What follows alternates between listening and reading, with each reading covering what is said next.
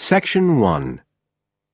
You will hear two students, Jacinta and Lewis, discussing a holiday they are planning in Queenstown, a tourist center in New Zealand popular with young people. First, you have some time to look at questions 1 to 6.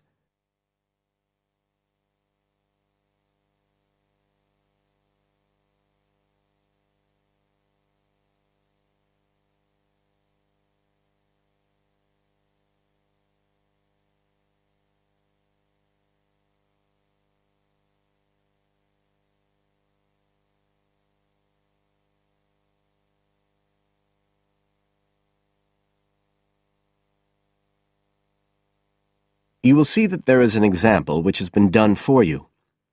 On this occasion only, the conversation relating to this will be played first.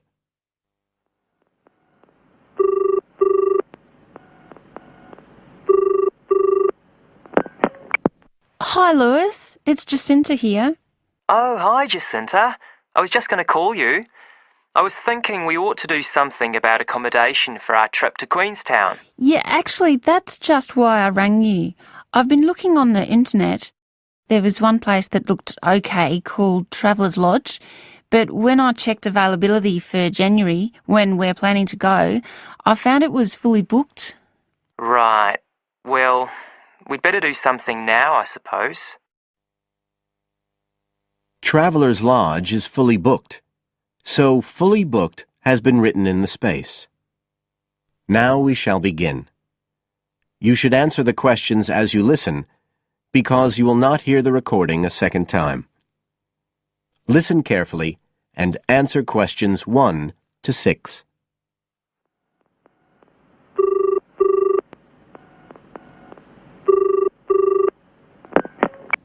Hi, Lewis. It's Jacinta here. Oh, hi, Jacinta. I was just going to call you. I was thinking we ought to do something about accommodation for our trip to Queenstown. Yeah, actually, that's just why I rang you. I've been looking on the internet. There was one place that looked okay called Traveller's Lodge, but when I checked availability for January, when we're planning to go, I found it was fully booked. Right. Well, we'd better do something now, I suppose. I've actually got a list up here on the computer. There's one place called Bingley's that looks possible. It's $1975 a night. That's US dollars. They quote all the prices in US dollars. So that's about 26 or 27 New Zealand dollars. That's okay. That'll be in a dormitory, is it? Yeah, they say 8-bed dorms, and the hostel's right in the town centre, and they've got a cafe. They have theme nights every weekend, whatever that means. Oh, you know, like certain sorts of food and music. And people might wear special clothes like that Egyptian evening we went to last year. Oh, okay. What else? They've got a sun deck area, and then all the usual things, internet access and so on. Sounds good. Was there anywhere else? Yeah, a couple more places. There's one called Chalet Lodge, which is just 18 US dollars. That's for a bed in a 12-bed dorm. They do single and family rooms as well. It looks as if it's a bit out of town. Says it's got an alpine setting, a quiet alpine setting. What do you think? Not sure. Oh, but actually, it's not far out at all. It says 10 minutes walk from town, so... Oh, and it says it's children-friendly. I'm not so sure about that. What about the third place? That's called Globetrotters. Let's see. They do private rooms or 5-bed dorms for $18.50. It's in the centre, just by the lake, and that includes breakfast. Didn't the other two? I don't think so. They didn't mention it, so probably not. Oh, and it says something about a free skydive. Wow. Don't know if I'm all that keen on jumping out of aeroplanes. Oh, actually, what it says is you can win a chance to do a skydive. They give one away every day to one of the guests. Well, if I win it, you can do it. Anyway, do they have room? Yeah, I checked the availability. Shall I go ahead and book there then? Fine. You now have some time to look at questions 7 to 10.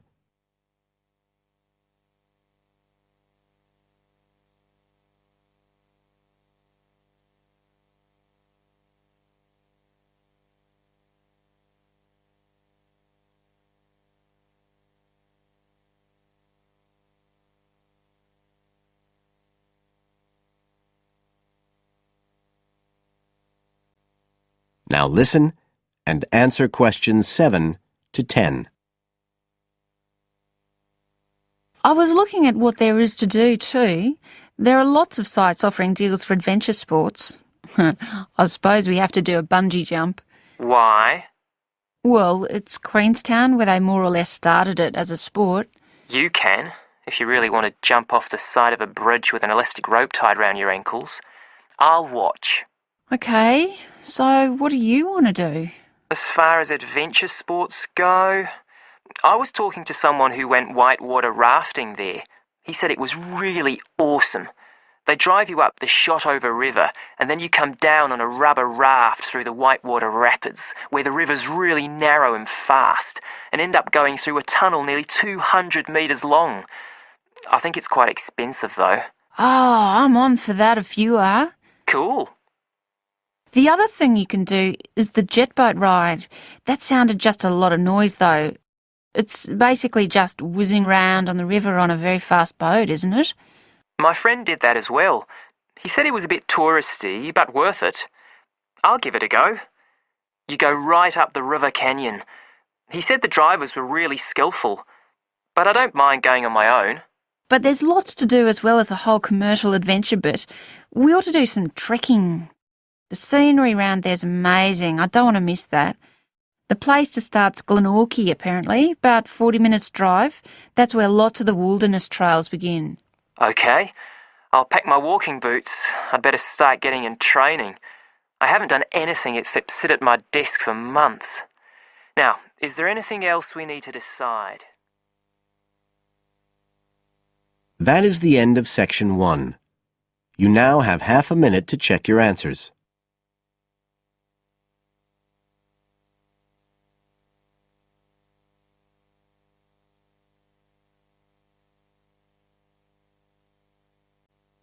Section 2.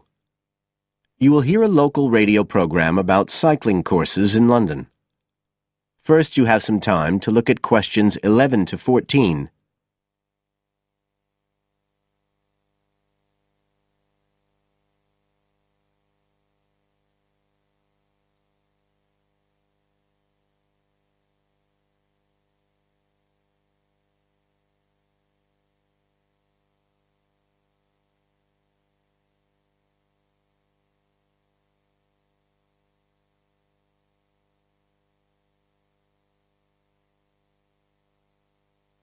Now listen carefully and answer questions 11 to 14. There's been a great deal of interest lately in encouraging people to use bicycles instead of cars as a means of transport. But not everyone is confident about riding a bike at the best of times, let alone in the middle of a city like London. Jack Hayes is a professional trainer who works for a London-based company, City Cyclist, which provides cycle training for the public. What exactly does City Cyclist do, Jack? Well, our basic purpose is to promote cycling as a sustainable form of transport. We believe the best way to promote cycling is to teach people to use their bikes safely and with confidence. In European countries, people all learned from their parents, and they also learned in school. And when I tell them I teach people to ride bikes, they laugh. They think it's crazy. But here in London, it's completely different. You're approaching the point where a whole generation of people have grown up not being allowed by their parents to cycle because it was considered to be getting too dangerous. And so, in turn, they can't teach their children. We believe in realistic training. So if someone wants to use a bike regularly, say to get to work or school, we aim to train them by teaching them to ride on the actual roads they'll use, so they can develop the basic skills they need and build up their confidence that way. At City Cyclist, we believe cycling's for everyone, no matter what age or level of ability or mobility. We do complete beginners and also advanced courses. That's for urban cyclists who want to deal with things like riding in streets with complicated intersections and things like that.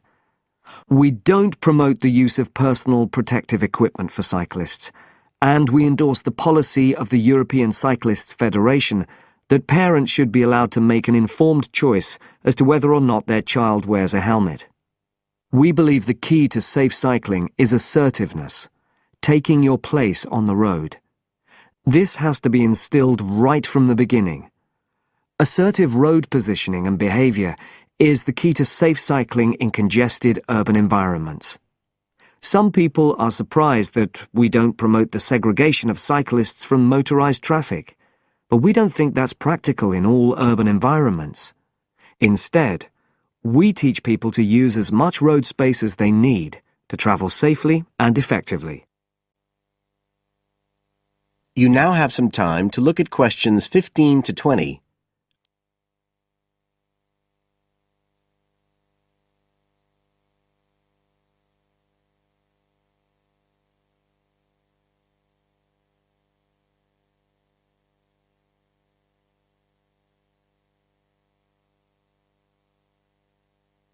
Now listen and answer questions 15 to 20.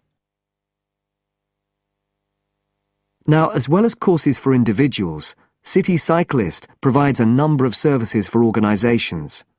For example, we can deliver fun, safe cycle training activities at schools, arranging courses so that the disruption of curriculum time is kept to a minimum. As well as this, in order to promote safe cycling, we have provided training courses for employees and staff of local councils. And we are also increasingly looking at developing training courses in companies in order to help employers work towards green transport plans by helping to increase the number of staff cycling to work. Right, so that's a brief summary of what we do.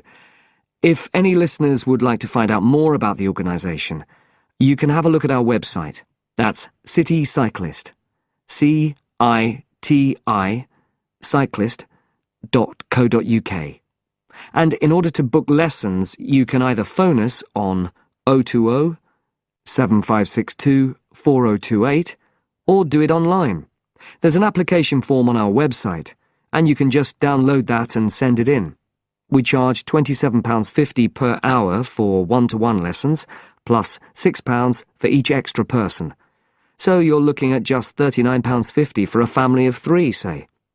If you've never been on a bike in your life before, we reckon we can get you riding in 1 hour, and for most people a course of road training usually takes 3 hours. But whether you're a parent or a child, an individual or an institution, we'll be happy to discuss your special needs and make a programme just for you. That is the end of Section 2. You now have half a minute to check your answers.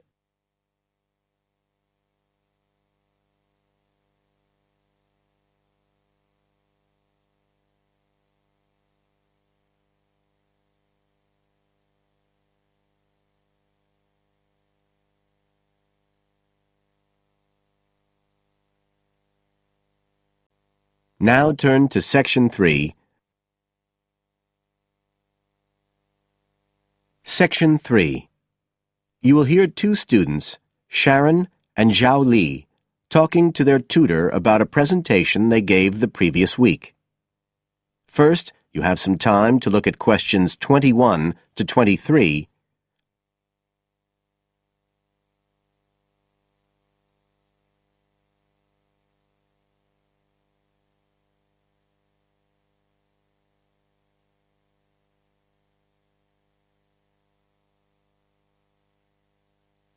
Now listen carefully and answer questions 21 to 23. So, Sharon and Zhao Li, in your presentation last week, you were talking about the digital divide, the gap between those who can effectively use communication tools, such as the internet, and those who can't. And you compared the situation here in Northern Ireland with Southeast China. Right, so I asked you to do some self-evaluation, watching the video of your presentation and thinking about the three main criteria you're assessed by: content, structure and technique. What do you think was the strongest feature of the presentation when you watched it? Sharon? Well, I was surprised actually, because I felt quite nervous. But when I watched the video, it didn't show as much as I expected. So which of the criteria would that come under? Confidence? That's not actually one of the criteria as such. Zhao Li? Technique? It's body language and eye contact, isn't it? Well, I didn't think I looked all that confident, but I think that our technique was generally good, like the way we designed and used the PowerPoint slides. So, you both feel happiest about that side of the presentation? Yeah. OK, now on the negative side, what would you change if you could do it again? Well, at first I'd thought that the introduction was going to be the problem, but actually I think that was okay. We defined our terms and identified key issues. It was more towards the end. The conclusion wasn't too bad, but the problem was the questions. We hadn't really expected there'd be any, so we hadn't thought about them that much. OK, anything else? Well, like Zhao Li says, I thought the conclusion was okay, but when I watched this on the video, I thought the section on solutions seemed rather weak. Can you think why? Well, we explained what people are doing about the digital divide in China and Northern Ireland, but I suppose we didn't really evaluate any of the projects or ideas. It was just a list, and that was what people were asking us about at the end mostly. You now have some time to look at questions 24 to 30.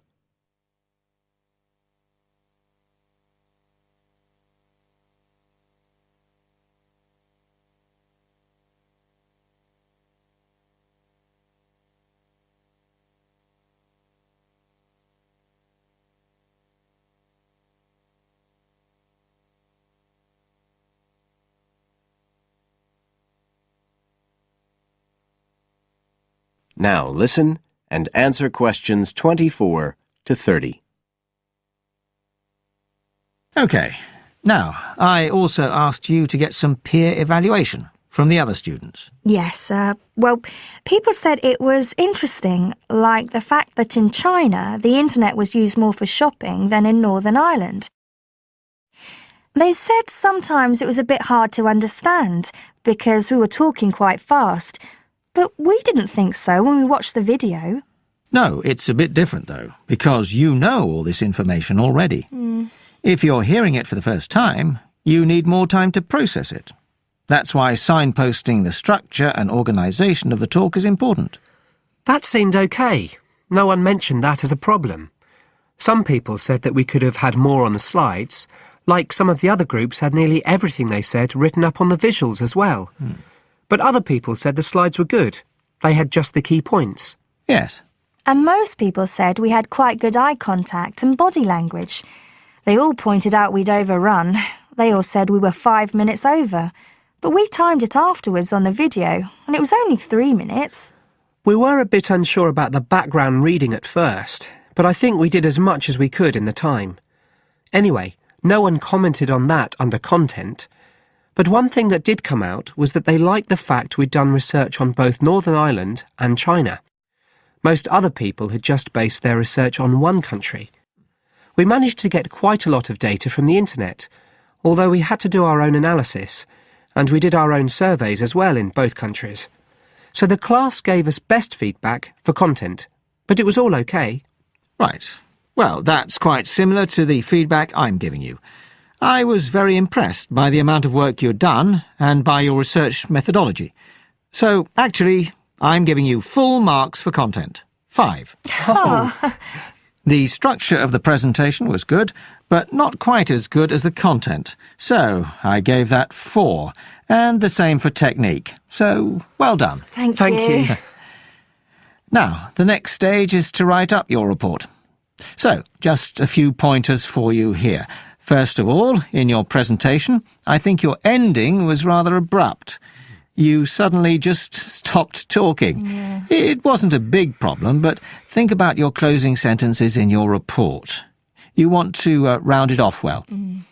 One thing I forgot to mention earlier was that I felt a very strong point was that after you'd given your results, you explained their limitations. The fact that we didn't have a very reliable sample in terms of age in China. Yes, that section. So don't forget to include that. And you had some excellent charts and diagrams, but maybe you could flesh out the literature review a bit. I can give you some ideas for that later on if you want. OK, is there anything else you want to ask? No, thank you. Thanks. That is the end of Section 3. You now have half a minute to check your answers.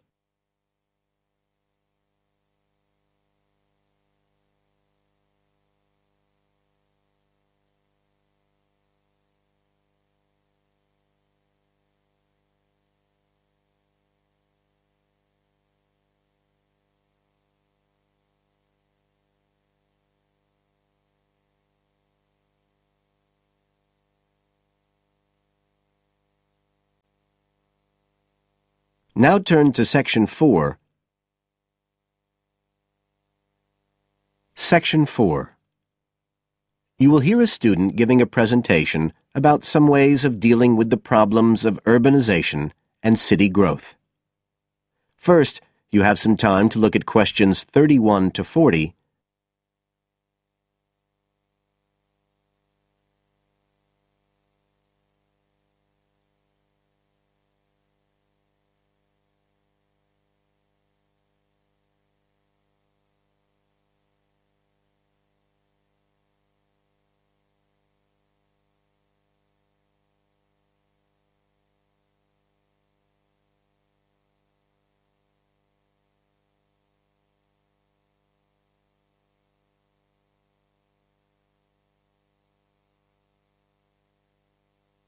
Now listen carefully and answer questions 31 to 40.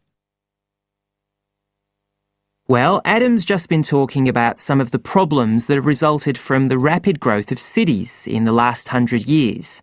Things like housing, sanitation, crime and so on. For my presentation, I'd like to look at some examples of what cities are doing to try to solve some of these problems. As part of its Healthy City program, the World Health Organization, the WHO, has come up with a set of criteria for a healthy city. The WHO says that, amongst other things, a healthy city must provide a clean environment which is also safe. It mustn't be dirty or dangerous for its inhabitants. As well as that, the WHO says a healthy city has got to be able to satisfy its inhabitants' basic needs. That's all its inhabitants, not just the rich ones or the ones with jobs, everyone who lives there. A third criterion, is that it's got to have health services which can be used by all the inhabitants and which they can access easily. The final point's to do with local government. The WHO says this is something that the whole community should be involved in, not just a few powerful politicians or businessmen. So, a healthy city is not just a matter of avoiding illness, that sort of healthiness. It's the way that the whole city works together for the benefit of its population.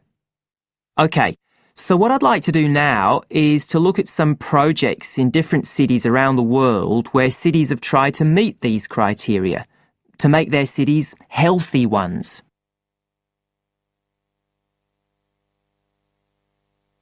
Right. The first project I'm going to discuss took place in Sri Lanka, and this project was called the Community Contract System.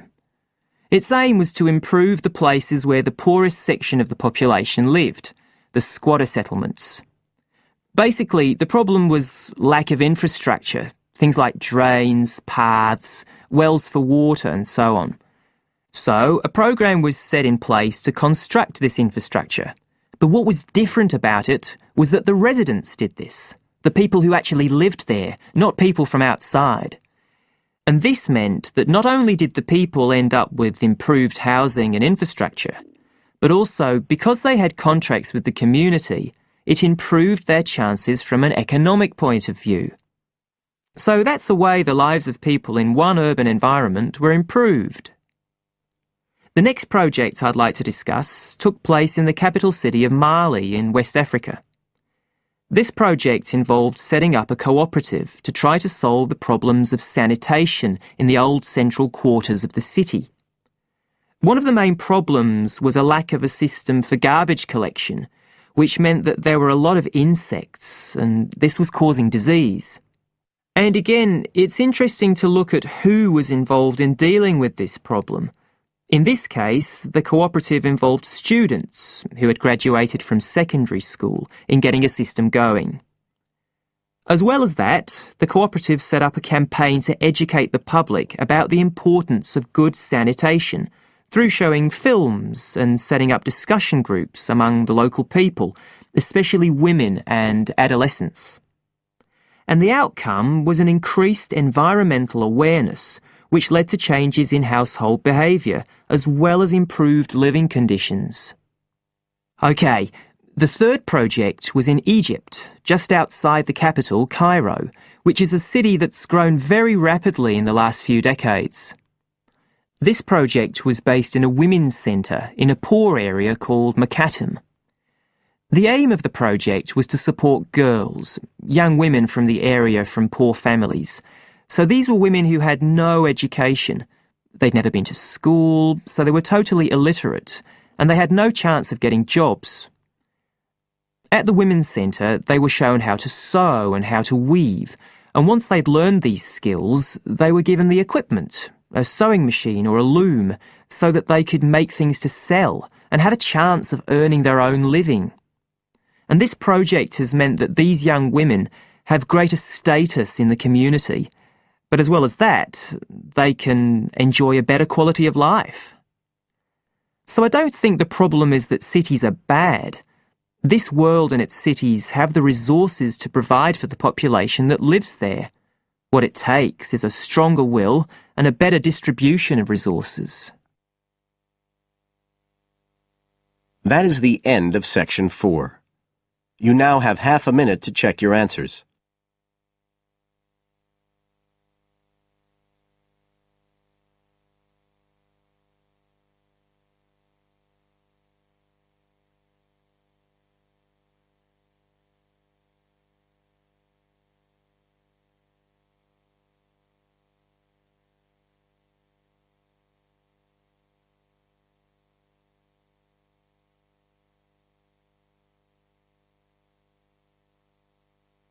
That is the end of the listening test.